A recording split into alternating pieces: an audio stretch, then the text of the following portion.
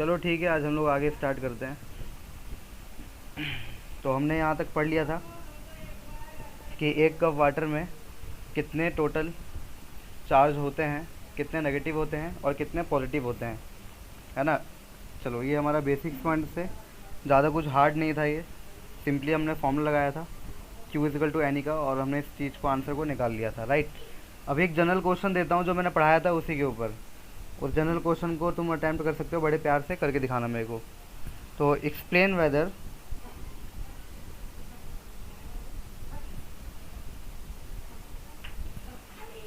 Following system attract और ripple each other. तो तुम्हें ये एक्सप्लेन करके दिखाना है कि ये जो सिस्टम बना रहा हूँ दो, ये सिस्टम अट्रैक्ट करेगा एक दूसरे को या रिपेल करेगा, राइट।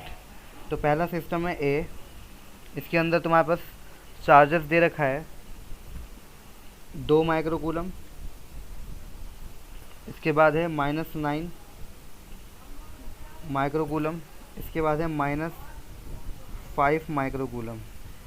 दूसरा सिस्टम है तुम्हारे पास बी, इसके पास चार्जेस हैं 3 माइक्रोकूलम और -10 माइक्रोकूलम, राइट। तो अब बताओ मुझे, ये रिपल करेगा या अट्रैक्ट करेगा? भैया रिपेल रिपेल करेगा भैया, रिपल करेगा। क्यों करेगा भाई? क्योंकि फर्स्ट वाले में दोनों में नेगेटिव चार्ज, दोनों जगह माइनस आ रहा है भैया। दोनों जगह नेगेटिव चार्ज ठीक है, एक के ऊपर कितना चार्ज होगा टोटल? -12 -12 और ये बी की जगह -7। हाँ, तो यहाँ पे तुमको दिख रहा होगा -9 -5 +2, है ना। ये आ रहा है -12 माइक्रोकूलम, राइट। ओके, और बी के ऊपर कितना चार्ज है? -7, है ना, दिख रहा होगा तुम्हें। -10 +3, तो -7 माइक्रोकूलम है। तो दोनों नेगेटिव चार्ज है बॉडी, तो ये दोनों एक दूसरे को क्या करेंगे? रिपल करेंगे, है ना। तो यहाँ पे लिख देना है both the body have negative charge, hence ripple each other. तो एक दूसरे को क्या करेंगे? रिपल करेंगे, ठीक है। चलो, अब इसके बाद हमारा जो नेक्स्ट टॉपिक आता है उसके ऊपर मूव कर जाते हैं, है ना। उस टॉपिक का नाम है कूलम्स लॉ। मेनली इस चैप्टर में बच्चे कूलम्स लॉ का इंतजार करते हैं स्टार्टिंग में, कि भाई कब आएगा वो। कूलम्स लॉ कहने के लिए एक लॉ है, लेकिन उसका काम बहुत ज़्यादा है और लिमिटेशन भी है इसकी, है ना। साइंस में तो ऐसा कोई लॉ होगा ही नहीं जिसकी लिमिटेशन नहीं होगी। साइंस एक खुद लिमिटेशन पे चल रहा है, ठीक है ना। साइंस कभी खुद में पूरा है ही नहीं 100%। अगर होता तो फिर इतने सारे एक्सपेरिमेंट फेल नहीं होते इसके। तो अब हम लोग पढ़ेंगे कूलम्स लॉ। देखो कूलम्स लॉ, कूलम साइंटिस्ट था, कूलम से एक बात बताई थी, ठीक है ना। कूलम्स लॉ ने कहा था कि भाई कूलम्स लॉ केवल पॉइंट चार्जेस के लिए एप्लीकेबल हैं। पॉइंट चार्जेस का मतलब वो चार्ज जो किसी फिक्स पॉइंट पर, है ना, क्या है, रुके हुए हैं। मूविंग चार्जेस के लिए एप्लीकेबल नहीं है, तो ये इसकी खास लिमिटेशन है। तो कूलम लॉ ने बताया था कि अगर दो पॉइंट चार्ज हैं तो उनके बीच में फोर्स ऑफ अट्रैक्शन या रिपल्सन कितना होगा, है ना, वो हम इजीली कैलकुलेट कर सकते हैं अगर हमें उन दोनों के बीच का डिस्टेंस दिया होगा तो। फिर उन्होंने एक फार्मूला ड्राइव किया था, है ना। तो उन्होंने बस यही बताया था, और ये फार्मूला उन्होंने ड्राइव किया था just similar to gravitational force. जैसे हमारे पास ग्रेविटेशनल फोर्स क्या होता था, F में ग्रेविटेशनल कांस्टेंट, बड़ी मास का बॉडी, छोटी मास का बॉडी, और उन दोनों के बीच का डिस्टेंस का स्क्वायर। याद है ना तुम्हें? इस तरीके से होता था ये ग्रेविटेशनल फोर्स में, राइट। लेकिन हम यहाँ पे इलेक्ट्रोस्टैटिक फोर्स है, इलेक्ट्रोस्टैटिक फोर्स बोले तो कूलम्स फोर्स है यहाँ पर, है ना। कूलम्स फोर्स का फॉर्मूला क्या जाता है? F में इलेक्ट्रोस्टैटिक कांस्टेंट K, है ना, पहला चार्ज, दूसरा चार्ज और दोनों चार्ज के बीच का डिस्टेंस का स्क्वायर। तो देखो ये फॉर्मूला जस्ट सिमिलर है ना, बस क्या हो गया है, वेरिएबल चेंज हो गया है। यहाँ पर G था, यहाँ पे K आ गया है कांस्टेंट, और यहाँ पे मास था, यहाँ पे चार्जेस आ गए हैं, बस। लेकिन फॉर्मूला तो बिल्कुल सिमिलर है कि नहीं है? पैटर्न तो सिमिलर है, पैटर्न तो सिमिलर है ना, एक जैसे ही है। तो डेफिनेशन भी लगभग एक जैसे ही है, बस वहाँ पे हम लोग मास के रिगार्डिंग बात कर रहे थे और यहाँ पे चार्ज के रिगार्डिंग बात करेंगे। तो इस चैप्टर में कूलम लॉ को अप्लाई करने से पहले, है ना, एक बात ध्यान रखना, ग्रेविटेशनल फोर्स में जाना और ग्रेविटेशनल फोर्स में जाकर के वहाँ पे जितने भी डायरेक्शन कराए थे मैंने, वो डायरेक्शन एक बार चेक कर लेना, है ना। खास करके स्केप वेलोसिटी हो गई, है ना, ऑर्बिटल वेलोसिटी हो गई, और उनसे रिलेटेड न्यूमेरिकल जो मैंने करवाए थे वो कर लोगे ना। वो इसलिए मैं कह रहा हूँ करने के लिए क्योंकि उसी से कुछ मिलता जुलता यहाँ पे भी होगा न्यूमेरिकल। तो अगर वहाँ के न्यूमेरिकल पे हाथ सेट है तुम्हारा, अगर तुम्हें पता है, रिवीजन कर रखा है, याद है, तो फिर ये चैप्टर बहुत आसान है, ठीक है ना, मिलता जुलता है चैप्टर है। तो ये चीज़ तुमको एक्स्ट्रा करनी पड़ेगी, जाके रिवाइज कर लेना, ठीक है ना, थोड़े डेरिवेशन वगैरह। नोट्स तो तुम्हारे पास है ही, मैंने पढ़ा रखा है। जो नए आए हैं भाई उसको नहीं कह सकता कुछ मैं, पुराने स्टूडेंट जितने उनको सारा चीज़ होगा, ठीक है। तो हमारे पास अभी नेक्स्ट चैप्टर जो टॉपिक है वो है हमारे पास Coulomb's law.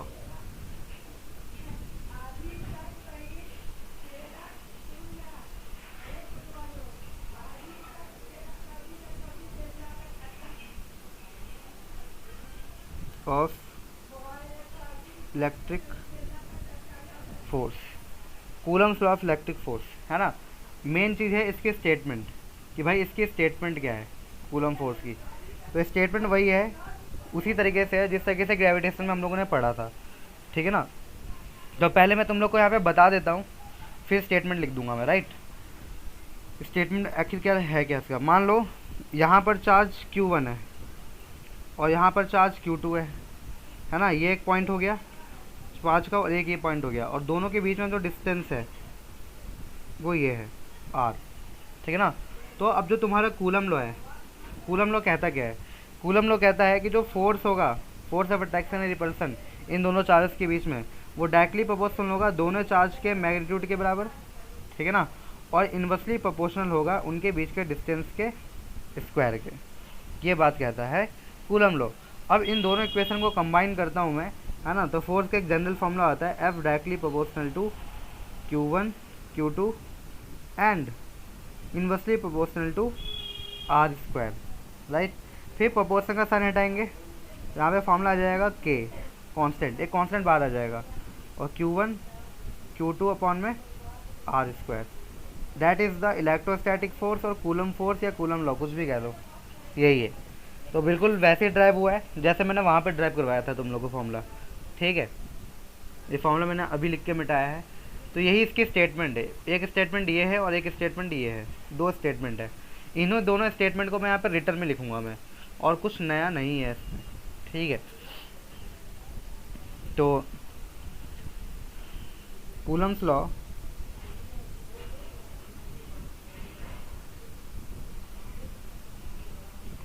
states that the force of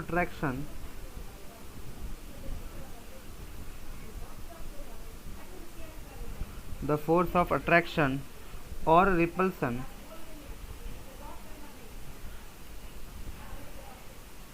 between two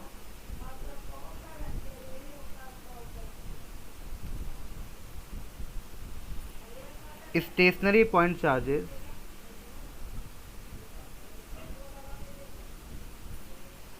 है ना। चार्ज कैसे होना चाहिए, स्टेशनरी, ये लाइन इंपॉर्टेंट है तो उसको ध्यान रखना है। Charges must be static, stationary, है ना, इसीलिए तो पॉइंट चार्ज कह दिया हमने।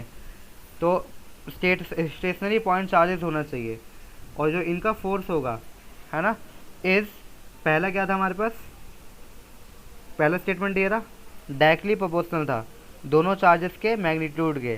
तो इज, पहला हमारा है directly proportional to the product of the magnitude of the two charges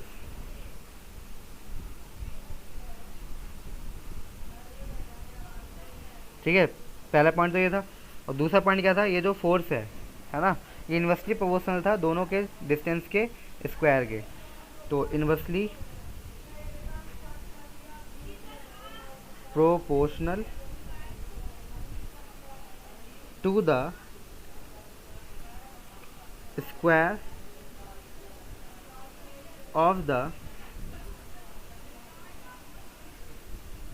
distance between them, distance between them, ठीक है। और इसकी एक खास पॉइंट होगी तुम्हारे पास, खास पॉइंट क्या है, this force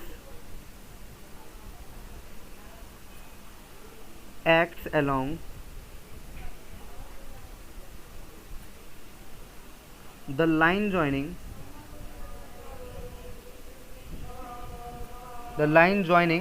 the two charges,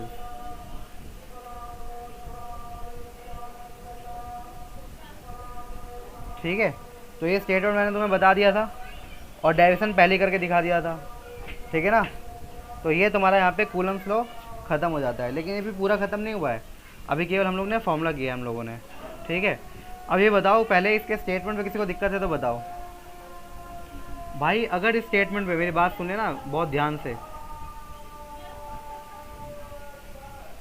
सुनो मेरी बात, अगर स्टेटमेंट पे तुम ये वाला वर्ड नहीं लिखोगे तो नंबर नहीं मिलेगा, स्टेशनरी पॉइंट चार्जेस लिखना पड़ेगा, ठीक है ना। अगर ये नहीं लिखोगे तो फिर वो ना ही स्टेशनरी कंसीडर किया जाएगा ना ही मूविंग, तो वहाँ पे एग्जामिनर नंबर काट सकता है।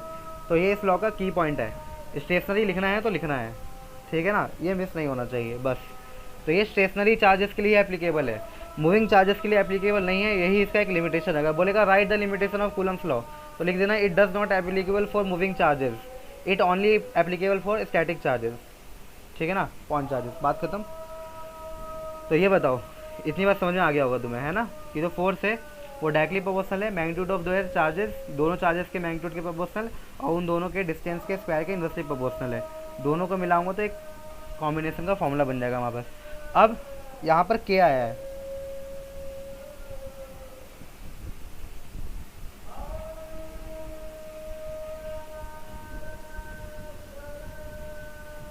यहाँ पे क्या आया है, तो वेयर के इज अ कांस्टेंट। अब क्योंकि ये इलेक्ट्रोस्टैटिक फोर्स है, कूलम फोर्स है ना, तो इसको इलेक्ट्रोस्टैटिक फोर्स कांस्टेंट भी कह सकता हूँ, ठीक है ना। तो यहाँ पे लिख सकता हूँ मैं कॉल्ड इलेक्ट्रोस्टैटिक फोर्स कांस्टेंट,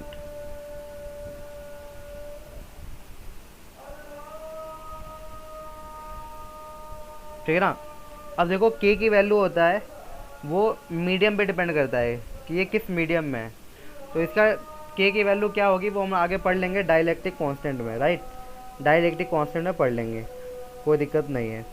अब देखो यहाँ पे जो के है इसको हम लोग 1/4 पाई एप्सिलॉन नॉट भी बोलते हैं, ठीक है ना, जिसकी मैथमेटिकल वैल्यू होती है 9 इंटू में 10⁹, और उसकी यूनिट क्या होगी, न्यूटन। न्यूटन न्यूटन तो फोर्स की यूनिट होती है ना, के की यूनिट क्या होगी, न्यूटन मीटर स्क्वायर पर हाँ। कूलम का स्क्वायर। Very good. देखो यहाँ पे था एफ इक्वल टू में 1/4 पाई एप्सिलॉन नॉट, मतलब के है, सीधा मैं लिख देता हूँ के Q1 Q2 अपॉन में R स्क्वायर। तो यहाँ फोर्स की जगह न्यूटन लिख दो, के को ऐसे ही छोड़ दो, और कूलम कूलम ऊपर कूलम का स्क्वायर हो गया, नीचे क्या हो गया मीटर का स्क्वायर, तो के का निकालना है तो सबको उधर भेज दो, तो ये भाई साहब ऊपर आ जाएंगे, तो ये हो गया newton metre square, newton metre square. और कूलम कहाँ चल जाएगा भाई, नीचे, तो हो जाएगा पर कूलम स्क्वायर, तो इसकी यूनिट हो गई, ठीक है। अब देखो, तो ये जो फॉर्मूला है फोर्स का, इसको हम लोग ऐसे भी तो रिप्रेजेंट कर सकते हैं, और ऐसे भी रिप्रेजेंट कर सकते हैं, एफ इक्वल टू में 1/4 pi epsilon nought Q1 Q2 upon R square, R square. ठीक है भाई, ऐसे भी रिप्रेजेंट कर सकते हैं, है ना। तो और करके लिख लिया मैंने, तो के को हम के की जगह ये पुट कर सकते हैं। अब जो एप्सिलॉन नॉट है वो क्या है, इसको क्या कहते हैं, परमिटिविटी ऑफ फ्री स्पेस। तो यहाँ पे एप्सिलॉन नॉट आ रहा है, दिस वन एप्सिलॉन नॉट के में, तो हम यहाँ पे फिर से एक कांस्टेंट आ गया है, तो हम लिखेंगे where epsilon nought is called permittivity permittivity मतलब ये परमिट देता है किसी मीडियम में। अगर फ्री स्पेस में दे रहा है तो एप्सिलॉन नॉट लगा देंगे, अगर किसी मीडियम में दे रखा है तो सिर्फ एप्सिलॉन छोड़ देंगे, एप्सिलॉन एम लगा कर छोड़ देंगे, है ना। तो यहाँ पे एप्सिलॉन नॉट लगा है, नॉट मतलब फ्री स्पेस में है, तो परमिटिविटी ऑफ फ्री स्पेस। ठीक है, बात समझ आ गया होगा तुम लोग को। अब मेरे को बताओ कि एप्सिलॉन नॉट की यूनिट क्या होगी। एप्सिलॉन नॉट की वैल्यू तो तुमको बताई थी मैंने और तुम्हें याद भी हो गया होगा, 8.855। और भी होता है, उतना ज़्यादा लिखने की जरूरत नहीं है। इंटू 10 की पावर माइनस इंटू में, हाँ, इंटू में 10 की पावर माइनस का 12। अब यूनिट क्या होगा, कूलम स्क्वायर न्यूटन कूलम 10 की स्क्वायर, पावर -1 हाँ, पर न्यूटन मीटर पर मीटर पर क्यूब मीटर स्क्वायर। स्क्वायर। इसको निकालो भी, है ना, इस यूनिट को निकाल के दिखाओ कि यही होता है। ठीक है, निकाल के व्हाट्सएप पे भेजो मेरे को आधे मिनट के अंदर, ग्रुप पे डालो। ठीक है, निकाल करके देखूं कौन कौन निकाल पा रहा है, कौन नहीं निकाल पा रहा है।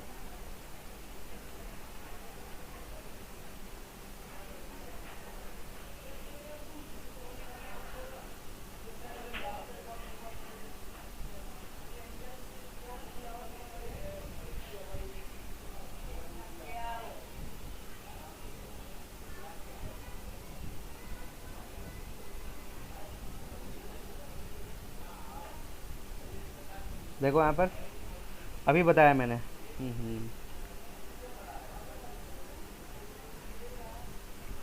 ठीक है, अभी बताया मैंने जो एफ का फॉर्मूला था, है ना, वो क्या था, 1 में 4 पाई epsilon nought Q1 Q2 upon में R स्क्वायर था, राइट। तो तुम्हें करना कुछ नहीं है, करना कुछ नहीं है। देखो, फोर्स की जगह पे न्यूटन लिख दो, और 1/4 पाई क्या है भाई, कांस्टेंट है, हाँ, तो उस कांस्टेंट को मत लिखो, सीधा लिख दो 1/एप्सिलॉन नॉट। बाकी इधर क्या है, Q1 Q2 मतलब दोनों चार्जेस हैं, तो एक चार्ज का कूलम होता है, दो चार्ज का क्या हो जाएगा, कूलम स्क्वायर, और नीचे क्या है, डिस्टेंस का स्क्वायर मतलब मीटर का स्क्वायर। ठीक है ना। अब एप्सिलॉन नॉट को ऊपर भेज दो, न्यूटन को नीचे ले आओ, तो एप्सिलॉन नॉट को ऊपर भेज दो और उसकी जगह पे न्यूटन रख दो, कूलम स्क्वायर पर मीटर स्क्वायर। तो यही इसका यूनिट है। इसको सिंपल तरीके से मैं ऐसे लिख सकता हूँ, न्यूटन, देखो कूलम स्क्वायर तो है ही, न्यूटन को ऊपर लेके चल जाओ और मीटर को ऊपर लेके चल जाओ, उसकी पावर की साइन चेंज हो जाएगा। तो देखो यही यूनिट आ गया है। ठीक है, बात समझ में आ गया, बात समझ में आ गया। जी भैया। किसी को कोई भी दिक्कत हो तो मुझे यहीं बता दो, है ना। बाकी अभय ने निकाल के दिखाया है और सही निकाल के दिखाया है। ठीक है, गुड, बस बस ठीक है।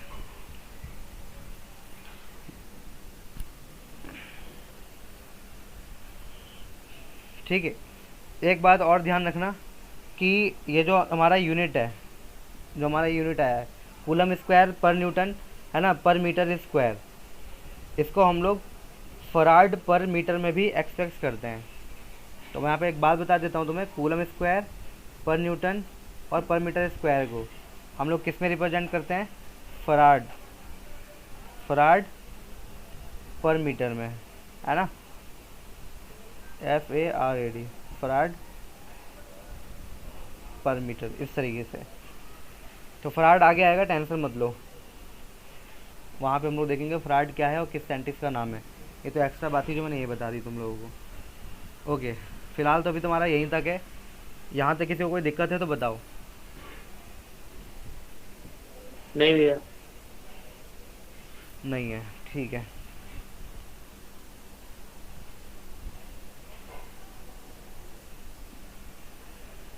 तो कूलम लॉ भाई ख़त्म हो गया है। अब कूलम लॉ से रिलेटेड जो बातें हैं मैं वो बताऊंगा, ठीक है।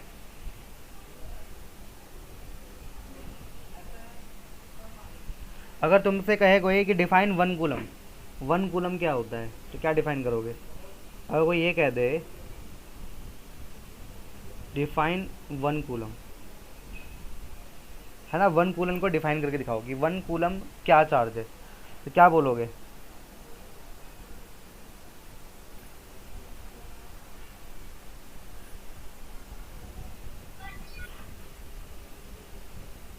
कोई डिफाइन कर सकता है यहाँ पर। भैया 1 coulomb is that amount of charge that repel one equal Hindi and Hindi Hindi similar में बोलो, हिंदी चार्जेस। में, हिंदी में बोलो, हिंदी में, इंग्लिश यस, नहीं आती इतना। कूलम, एक कूलम हाँ, अमाउंट ऑफ चार्ज वो है जो भैया अपने सिमिलर चार्ज को रिपेल करे।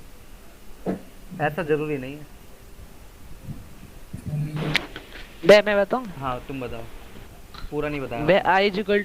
I is equal to Q upon T होता है अगर आई 1 एम्पेयर हो और टाइम 1 सेकंड हो तो 1 कूलम। हाँ ठीक है, वो भी। और दूसरा तरीका कूलम लॉ से बताओ। बड़ा तेज है सुमित, फॉर्मूले पे बैठा के बोल दिया है। देखो मेरी बात सुनो, अभी मैंने तुमको एक बात बताई थी मैंने, है ना। वो बात क्या बताई थी, अगर यहाँ पे कोई चार्ज है Q1 और यहाँ पे Q2 है, दोनों सिमिलर चार्जेस हैं, तो जाहिर सी बात है वो रिपल तो करेंगे ही, लेकिन 1 कूलम कब कहेंगे? ठीक है भाई, रिपल तो करेंगे, वो सबको मालूम है। इनके बीच में डिस्टेंस डिस्टेंस 1 मीटर का होगा, हाँ 1 वेरी यूनिट का। गुड। जब इन दोनों चार्जेस का मैग्नीट्यूड कितना हो, 1 कूलम हो, और इनके बीच का डिस्टेंस कितना हो, 1 मीटर हो, है ना, तब इनके बीच में फोर्स जो लगेगा, है ना, वो कितना लगेगा? 9 1 into 10 कूलम। की पावर 9 न्यूटन। हाँ, तो इनके बीच में जो फोर्स लगेगा वो इतना लगेगा। देखो F इक्वल टू होता है K Q1 Q2 अपॉन में R²। अब ये पूरी चीज़ तो 1 है तो कि K की नहीं? वैल्यू तो answer. F equal to K के बराबर आ रहा है, F इक्वल टू K के बराबर आ रहा है। और F इक्वल टू K की वैल्यू कितनी थी, 9 इंटू में 10 की पावर 9, और फोर्स की यूनिट क्या होती है, न्यूटन, है ना। तो 1 कूलम वो चार्ज है, ठीक है ना, जो सिमिलर चार्जेस के बीच में फोर्स ऑफ रिपल्सन क्रिएट करता है, और उन दोनों के बीच में जो फोर्स ऑफ रिपल्सन होता है वो कितना होता है, 9 इंटू में 10 की पावर 9, है ना। और ये जब होता है जब वो दोनों चार्जेस 1 मीटर की दूरी पे क्या हो, सेपरेट हो, है ना, तब हम चार्ज को क्या कहेंगे भाई, 1 कूलम कहेंगे, राइट। तो 1 कूलम चार्ज 1 मीटर के डिस्टेंस पे जो चार्जेस सेपरेट हैं उनके बीच में 9 इंटू 10 की पावर 9 न्यूटन का फोर्स लगाता है ताकि वो रिपल कर जाए, है ना। बात समझ आ गई सबको, 1 कूलम। हाँ भैया। तो इस चीज़ को मैं ऊपर लैंग्वेज में लिख देता हूँ, ठीक है। पहले समझो फिर लैंग्वेज क्या है। लैंग्वेज कुछ नहीं होता, सब हमारे ऊपर है, वो हम देख लेंगे क्या है। लैंग्वेज हम खुद भी बना के लिख सकते हैं। तो यहाँ पे लिख दो 1 coulomb is that amount of charge. सिर्फ लैंग्वेज ज़रूरी नहीं है, कॉन्सेप्ट ज़रूरी है इसमें, फिजिक्स मांगता है concept. Is that amount of charge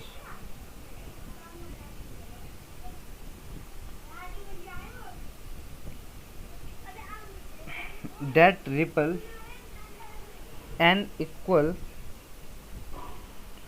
and similar। तो इक्वल और सिमिलर मतलब दोनों चार्ज पॉजिटिव होने चाहिए या तो नेगेटिव होने चाहिए। और इक्वल का मतलब उनका मैग्नीट्यूड क्या रखा है मैंने, 1 कूलम रखा है, क्योंकि मुझे 1 कूलम ही डिफाइन करना था। Equal and similar charges with a force, उनके बीच में फोर्स कितना होना चाहिए, 9 इंटू में 10 की पावर 9 न्यूटन होना चाहिए।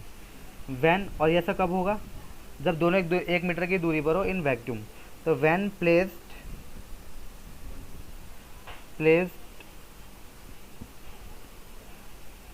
1 कह सकते हो तुम कि दो कहाँ प्लेस्ड होंगे, वैक्यूम में होंगे, और दोनों के बीच में डिस्टेंस कितना होना चाहिए, 1 मीटर। मैंने उसको लिख के दिखाया है तुम लोग को। तो प्लेस्ड इन वैक्यूम, ठीक है ना। अभी मैं तुमसे क्वेश्चन पूछूंगा इसमें भी, और एक पॉइंट और मिल गया मुझे इसमें पूछने के लिए। At a distance 1 metre apart.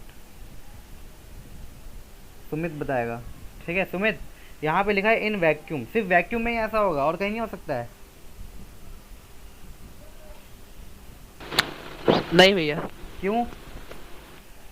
भैया क्योंकि फिर एप्सिलॉन नॉट की वैल्यू चेंज हो जाएगी। वेरी गुड, वेरी गुड, ठीक है ना। मतलब ओवरऑल के की वैल्यू चेंज हो जाएगी, एप्सिलॉन नॉट की वैल्यू चेंज हो जाएगी, है ना। तो फिर इतना फोर्स नहीं लग पाएगा जितना बता रहा है ये, 9 इंटू 10 की पावर 9 न्यूटन, है ना। तो इसलिए ये केवल और केवल वैक्यूम के लिए ही एप्लीकेबल है ना, 1 कूलम। बहुत बढ़िया। देखो इस तरीके से एक एक चीज़ को तोड़ के पढ़ोगे ना यार, तुम्हारा कॉन्सेप्ट क्लियर हो जाएगा। कॉम्पिटिटिव व्यू इसी को कहते हैं कि कॉम्पिटिटिव व्यू देखा कैसे जाता है। ओके, अच्छा, मैंने तुमको बताया था ये, यहाँ तक डायग्राम भी बना दिया हूँ, तो ये बात क्लियर है। तो क्या करना है, डेफिनेशन लिखने के नीचे डायग्राम भी बना लेना जैसे मैंने बना रखा है। आगे चलते हैं। पूछना है किसी को कुछ यहाँ पर, मैं बढ़ूँ आगे?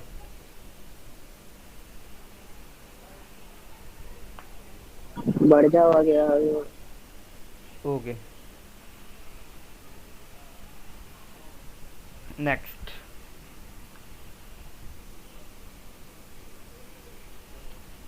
मैंने तुमको एक बात बताया था, in CGS system, CGS system charge की यूनिट क्या होती है बताओ, पढ़ाया था मैंने। सीजीएस यूनिट में चार्ज की यूनिट क्या होती है? Unit of charge is what? Electromagnetic. Electromagnetic कहाँ से आ गया भाई? इलेक्ट्रोस्टैटिक यूनिट, ठीक है भाई, इलेक्ट्रोस्टैटिक यूनिट, ESU। ये बताया था मैंने तुम्हें, ठीक है। एसआई यूनिट में तो सिर्फ कूलम होता है, लेकिन सीजीएस यूनिट क्या होता है इसका? इलेक्ट्रोस्टैटिक यूनिट, है ना, इलेक्ट्रोस्टैटिक यूनिट कहते हैं इसको, है ना। और सिंपली और स्टैट कूलम भी कहते हैं। क्या कहते हैं? स्टैट कूलम,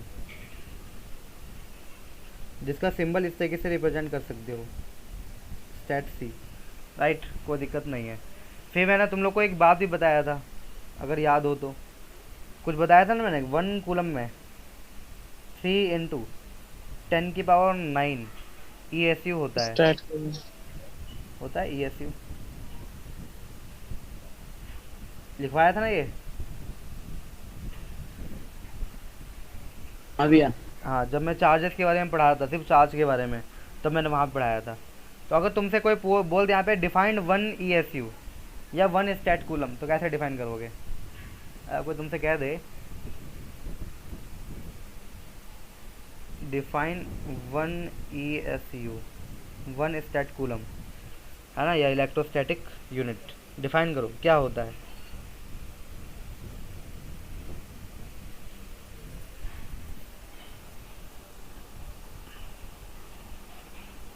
ठीक है, तो यहाँ पे क्या होना चाहिए तुम्हारे पास? 2 चार्जेस होने चाहिए, एक चार्ज ये रहा और दूसरा चार्ज ये रहा, दोनों इक्वल ठीक है ना।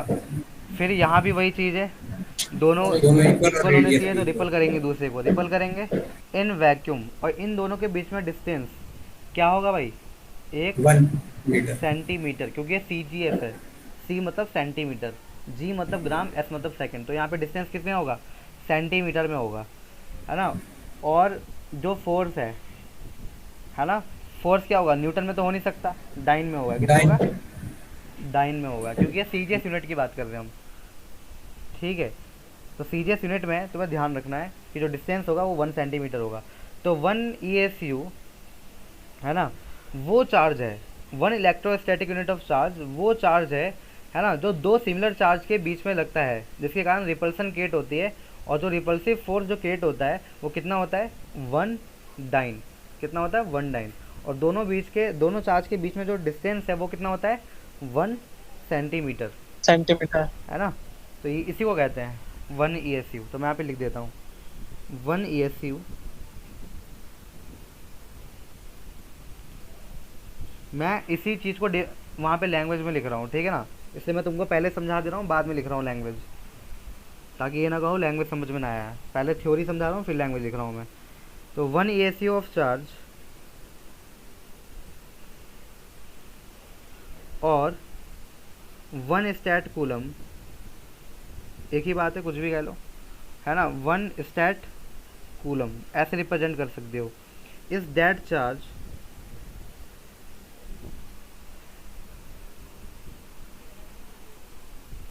which repel an identical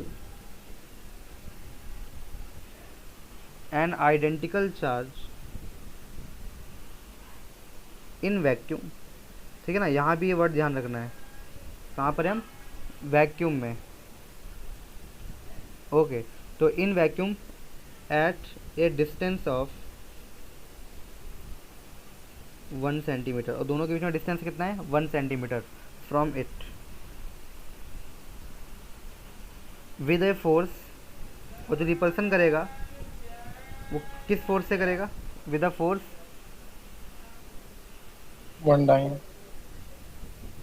एक मिनट यार, पेन बहुत स्लिप करता है ये मेरा। 1 डाइन इस फोर्स से करेगा। तो मैंने इस चीज़ को यहाँ पे डायग्राम में रिप्रेजेंट करके दिखा दिया था मैंने, राइट।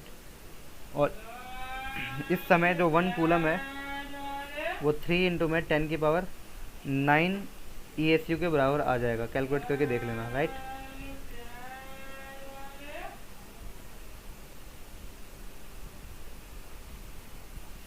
तो ये तुम्हें बताया था मैंने, ये MCQ में पूछा जाता है, इस वैल्यू को तुम्हें याद रखना है।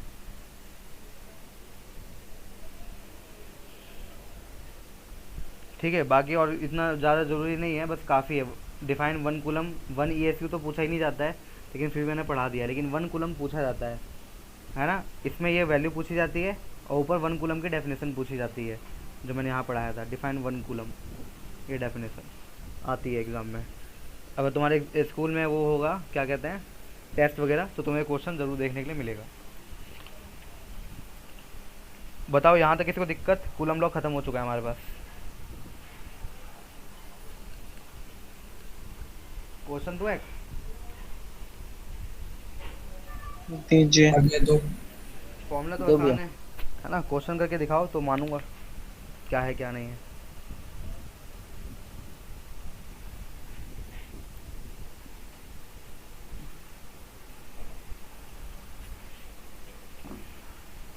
तो पहला बॉल और पहला क्वेश्चन दोनों धमाका है, ठीक है ना। तो यहाँ पे लिखा है ए फ्री पिच बॉल, बॉल ही कंसीडर कर लो। ए बॉल का नाम क्या दिया हमने? ए दिया है। तो बॉल ए का जो वेट है कितना है? 8 ग्राम है, ठीक है जी। तो तुमको यहाँ पे दिख रहा है 8 ग्राम है। कैरीज ए पॉजिटिव चार्ज, क्या कैरी कर रहा है? पॉजिटिव चार्ज ऑफ 5 इंटू 10 की पावर -8 कूलम। इतना चार्ज विथ बॉल कैरी कर रहा है, बॉल के पास इतना चार्ज है। What must be the nature,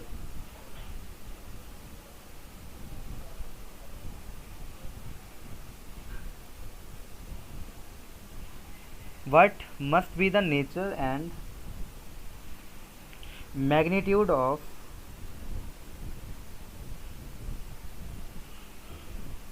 charge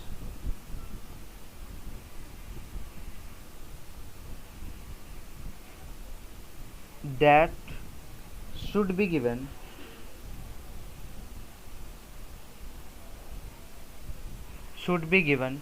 to a second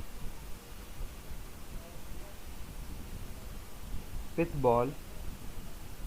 दूसरा पिच बॉल को हम कितना चार्ज दें, है ना। तो सेकंड पिच बॉल बी, तो सेकंड पिच बॉल क्या हो गया? बी हो गया। कितना चार्ज दें कि वो रुक जाए, पास ना आए इसके। और रुके कैसे वो? ताकि उन दोनों के बीच में डिस्टेंस हो जाए वो 5 सेंटीमीटर हो जाए, इतने सेंटीमीटर पे वो रुक जाए, फिक्स हो जाए वो, है ना। Below the former ball, below the former ball मतलब ए बॉल के नीचे, ठीक है ना। सो डैट, अब ये नीचे है तो ऊपर वाला क्या होगा? ए वाला बॉल क्या होगा? इसके ऊपर होगा और स्टेशनरी होगा, ठीक है ना। So that the upper ball is stationary,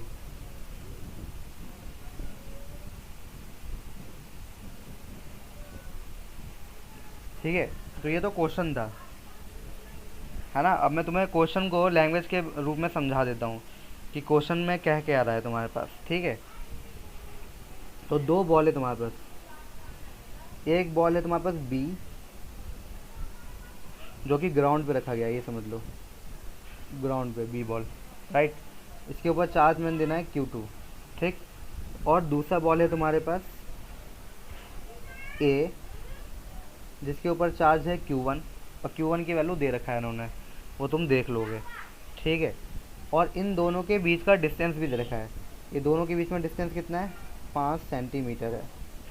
तो Q1 तो तुमको गिवन है, पूछा है बताइए Q2 क्या होगा। बात समझ में आ रही है। Q1 गिवन है, Q2 दे पूछा है कि बताओ क्या होगा। Q1 कितना गिवन है हमें क्वेश्चन में, 5 इंटू में 10 की पावर -8 कूलम, इतना गिवन है। बोला कि बताइए कि Q2 क्या होगा।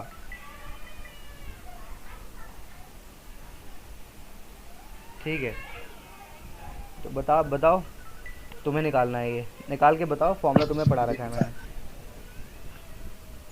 भैया 5 मिनट टाइम दो, कर रहे हैं। हाँ बिल्कुल टाइम ले लो।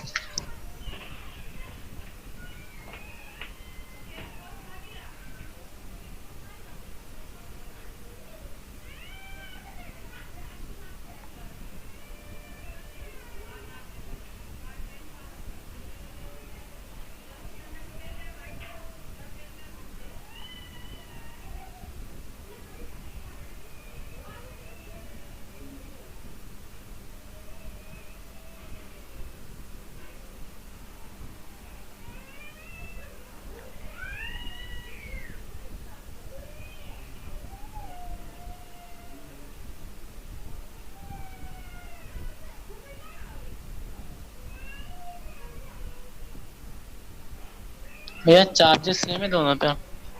भाई दोनों का चार्जर का है, एक ही का चार्जर दिखा है और दूसरे का पूछ रहा है what must be the nature and magnitude of charge should be given to the second pith ball B.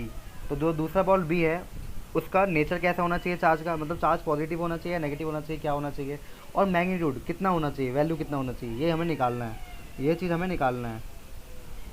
Question समझ नहीं आएगा तुमको आ गया। भाई, डायग्राम क्वेश्चन में गिवन नहीं था, ठीक है ना, सिर्फ क्वेश्चन था, क्वेश्चन को पढ़ के डायग्राम बना दिया गया है। अब इसको देख करके तुम्हें आंसर निकालना है, क्या होगा नहीं होगा।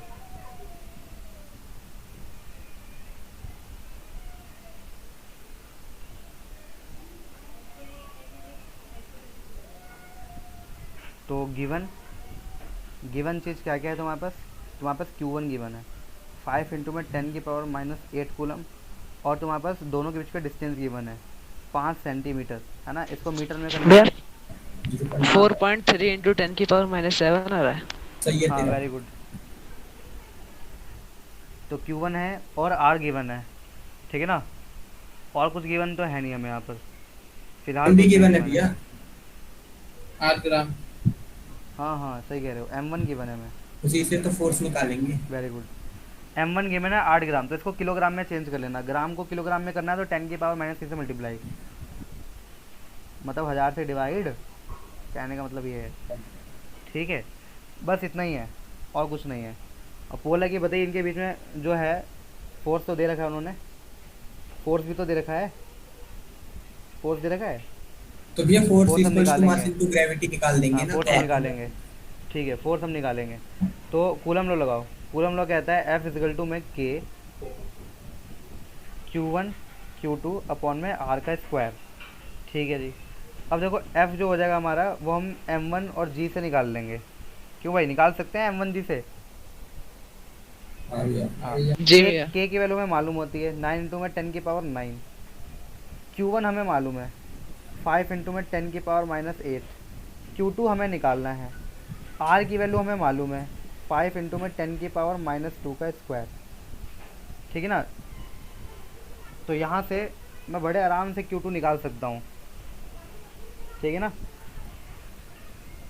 तो सुमित तुमने जो G की वैल्यू लिया वो 10 लिया है 9.8 लिया था? भैया 9.8 9.8 लिया है, तो ठीक है, कोई दिक्कत नहीं है। तो यहाँ पे तुम G की वैल्यू 9.8 ले लेना, और M1 तुम्हें मालूम है कितना था, 8 इंटू में 10 की पावर -3 kg।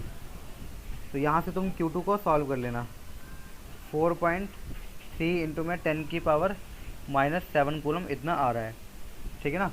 और ये पॉजिटिव आ रहा है तो नेचर यहाँ पे लिख देना पॉजिटिव। तो ये हो गया पॉजिटिव इसका नेचर, और ये हो गया इसकी वैल्यू मैग्नीट्यूड। कुछ समझ में आया? ये क्वेश्चन एग्जाम में आ रखा है इसलिए मैंने इसको डायरेक्ट उठा लिया है। और ये क्वेश्चन में एक चीज़ और था, F इक्वल टू mg लग रहा है, मतलब फोर्स गिवन नहीं था। हाँ कहीं ढूंढने लगो फोर्स कहाँ है, फोर्स कहाँ है, फोर्स कहाँ है, तो फोर्स मिलेगा नहीं। ये क्वेश्चन इंपॉर्टेंट है, एग्जाम में आ रखा है।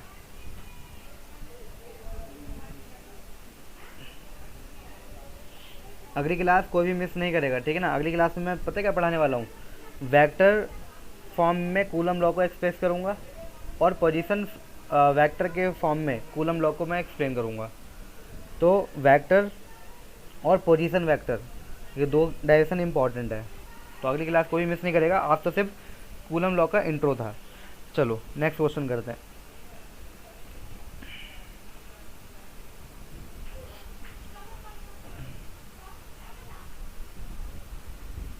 द इलेक्ट्रोस्टैटिक फोर्स, सिंबल लिख दे रहा हूँ मैं, ठीक है ना, of repulsion between two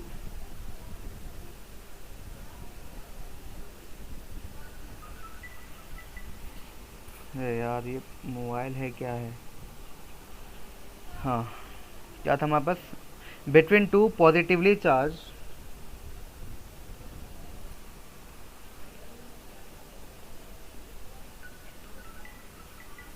ions carrying equal charges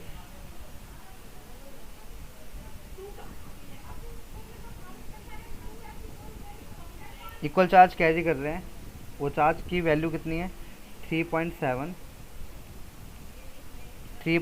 into में 10 की पावर -9 कूलम, सॉरी 4 से ना न्यूटन में होगा, ठीक है। When they are separated by a distance of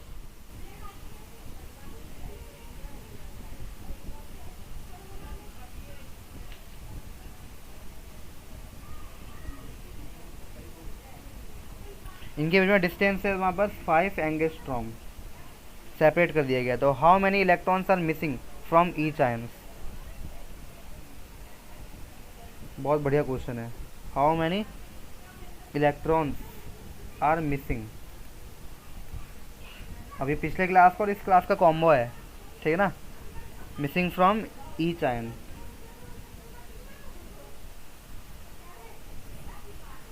तो भाई दो चार्ज थे, पॉजिटिव चार्ज थे, दोनों के ऊपर चार्ज की वैल्यू सेम थी 3.7 इंटू में 10 की पावर -9 न्यूटन, इतना दोनों के बीच में फोर्स था, राइट। और दोनों को सेपरेट किया गया है, और सेपरेट किया कितने डिस्टेंस पे किया गया, 5 एंगस्ट्रॉम के डिस्टेंस से सेपरेट किया गया है। सेपरेट करने के बाद कितना इलेक्ट्रॉन है ना मिसिंग हो जाएगा, मतलब लॉस हो जाएगा, ये बताना है फ्रॉम ईच आयन।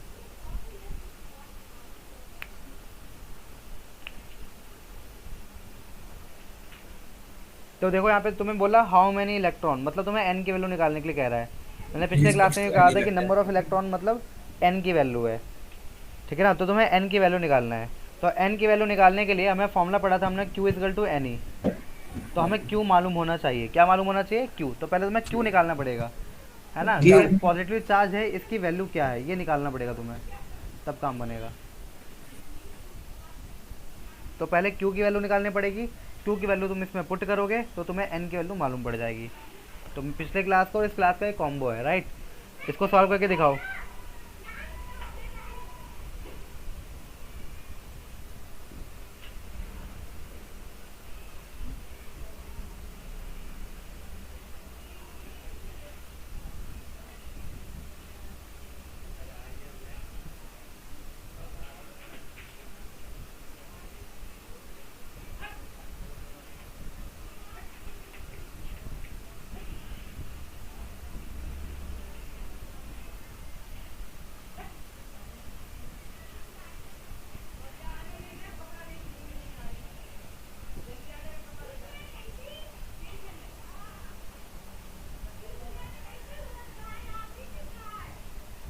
जब Q 3.1 इंटू 10 की पावर -19 कूलम आ रहा है।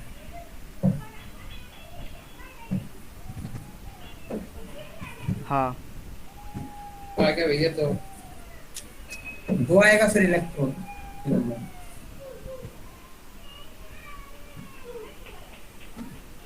एन दो आ रहा है हाँ भैया। 2 आ रहा है, सही है,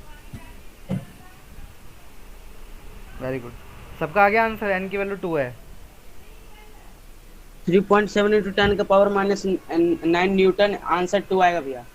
न्यूटन तो दे रखा है भाई, अच्छा ये तो दे रखा है, मैं गिवन है, आंसर 2 आ गया तुम्हारा। Q की वैल्यू कितनी आई है, विकास Q बोल की रहा था वैल्यू भैया Q की वैल्यू बताओ।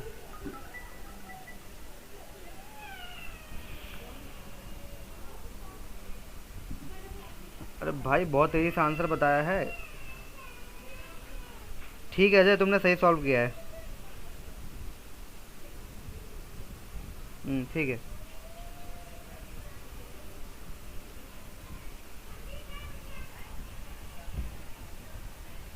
नहीं बता पा रहा है। क्यू की वैल्यू बताओ, आंसर निकल गया और क्यू की वैल्यू इसको मालूम नहीं है। अरे वो मैंने आंसर बोला तो सर वो रिपीट कर दिया। देखो यार यहाँ पे तुम्हें क्यों गिवन क्या है, पहले गिवन लिख लो। गिवन कंडीशन क्या क्या है तुम्हारे पास।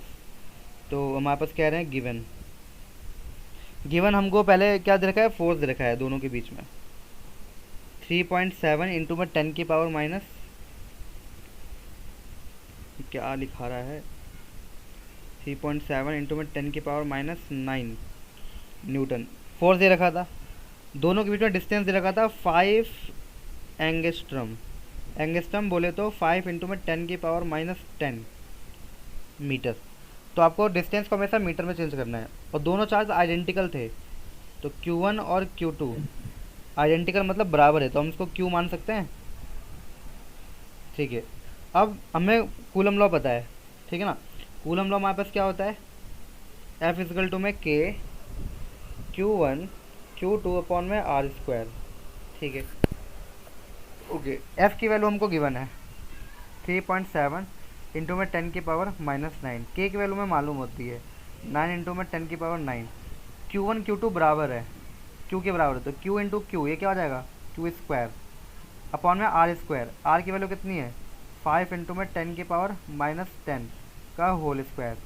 इसको सॉल्व करके यहाँ से Q स्क्वायर की वैल्यू निकालोगे और Q की वैल्यू निकालोगे। ठीक है, अभी बताया उसने, अब है ना 3.2 इंटू में 10 की पावर माइनस 19 कूलम है। ठीक है, उस लड़के ने बिल्कुल सॉल्व करके मेरे को भेजा है व्हाट्सएप पे।